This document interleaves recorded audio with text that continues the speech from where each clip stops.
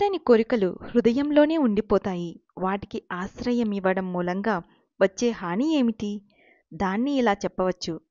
ప్రతి కోరికకు కొన్ని నిర్దిష్టమైన శక్తులు ఉంటాయి.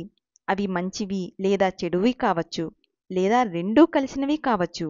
మీరు చనిపోయినప్పుడు మీ శరీరం పోయినా ఈ శక్తులు మాత్రం చావవు. మానసికంగా మీ ఆత్మ ఎక్కడకు వెళ్ళినా దాన్నే వెంబడిస్తాయి ఇవి. మీరు తిరిగి పుట్టినప్పుడు ఈ కోరికలు ప్రవర్తన రీతులుగా ప్రకటమవుతాయి. ఆ విధంగా తాగుబోతుగా మరణించిన ఒక మనిషి తాను తిరిగి పుట్టినప్పుడు తాగడమనే వ్యసనాన్ని తనతో తెచ్చుకుంటాడు.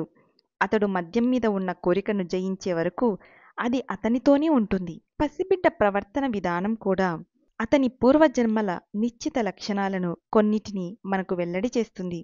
మీ కోరికలను రెండు విధాలుగా అంతం చేయవచ్చు.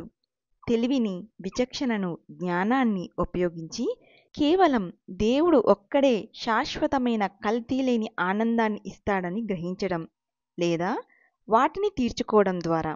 బహుశా మీరు అసూయపరులో లేదా విచారగ్రస్తులో లేదా కోపదారులో కావచ్చు. అలా అయితే ఆ పోగైన సంస్కారాలు మీ గత జన్మల ఫలితాలు. మీ మనస్సనే అటక మీద నుంచి అలాంటి అవసరం లేని సామాను తొలగించి శుభ్రం చేయడానికి మీరు నిర్మాణాత్మకమైన, మంచికి అనుకూలమైన, ప్రేమపూర్వకమైన పనుల్ని చేపట్టాలి. Thank you.